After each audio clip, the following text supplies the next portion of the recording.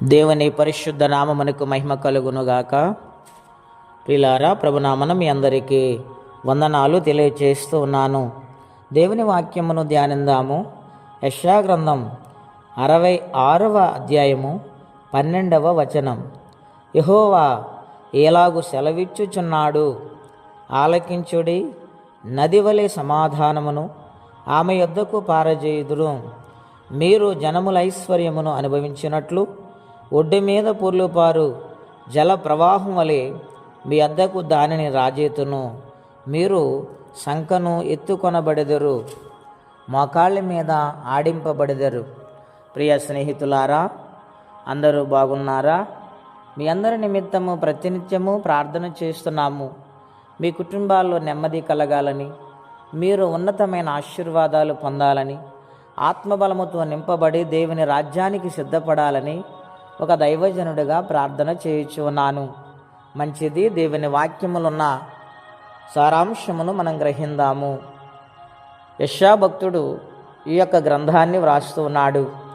ఇశ్రాయేలు ప్రజలు ఎన్నో శ్రమల గుండా ప్రయాణము చేయవలసి వచ్చినది. అయితే వారు తప్పు తెలుసుకొని పాపక్షమాపణ అడిగి దేవుని వైపు తిరిగి వారు మమ్మల్ని క్షమించు నాయనని ప్రార్థించినప్పుడు, ఆయన పాదాల చెంత ఒదిగిపోయినప్పుడు దేవుడు మాట్లాడుతున్నారు. ఓ ఇశ్రాయేలు దేశమా, ఇశ్రాయేలు దేశంలో ఉన్న ప్రతి ఒక్క ప్రజలతో ఆయన అంటూ ఉన్నారు, మిమ్మల్ని నేను ఆశీర్వదిస్తూ ఉన్నాను, మిమ్మల్ని నేను దీవిస్తూ ఉన్నాను. మీ కుటుంబాలకు, మీ దేశానికి సమాధానము కలుగుతూ ఉన్నది. జనముల ఐశ్వర్యాన్ని మీరు అనుభవిస్తారు.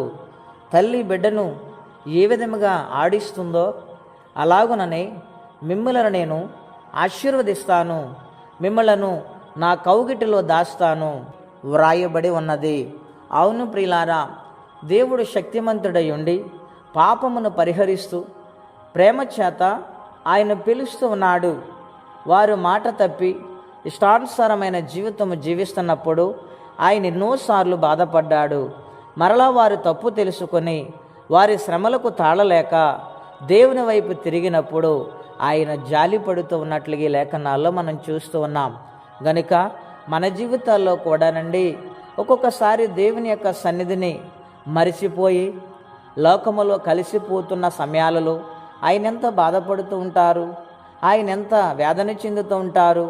ఎందుచేతననగా నిన్ను నన్ను మనందరినీ కన్నా తండ్రి గనుక, సృష్టికర్త గనుక ఆయనకంత బాధ. గనుక ఇశ్రాయేలును ప్రేమించిన దేవుడు మమ్మలను ప్రేమించలేదా? ఈరోజు నీ స్థితిని దేవుడు ఇవ్వలేదండి. ఆలోచన చేసి తల్లి ఆదరించినట్లుగా దేవుడు మనల్ని ఆదరిస్తానని, జనముల ఐశ్వర్యమును మనకు అనుగ్రహిస్తానని దేవుడు మాట్లాడుతున్నారు. గనుక ఎన్ని కష్టములు ఉన్నా ప్రభువైపు చూసే బిడ్డలుగా మనం ఉండగలిగితే పరిశుద్ధాత్మ దేవుడు ప్రతినిత్యము సహాయం చేస్తారు. గనుక దేవుని సన్నిధిలో లోబడి బ్రతుకు వారి ఉండాలని ప్రభు పేట మనవి చేస్తే మాటలు నేను ముగిస్తున్నాను. ప్రార్థనండి. దయగల మా తండ్రి, ఘనమైన మీ నామం కొరకై స్తోత్రములు. ఈ ఉదయకాలం మాతో మాట్లాడటానికి మీరు ఎంతో ప్రేమించి ఇష్టపడ్డారు.